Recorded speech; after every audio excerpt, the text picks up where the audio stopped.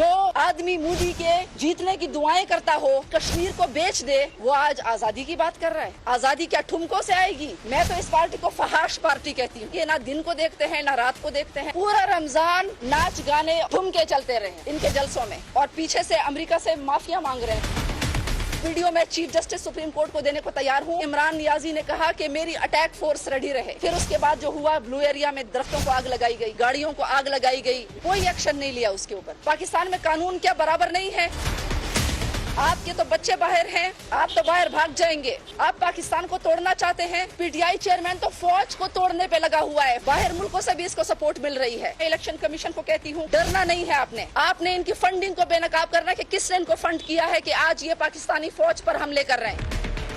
जो ईमानदार इमरान नियाजी है, तो शाखाना से गिफ्ट जो है वो सारे लेकर अपनी जेब में डाल लिए। कोरोना का फंड खा गए पीटीआई वाले। चीनी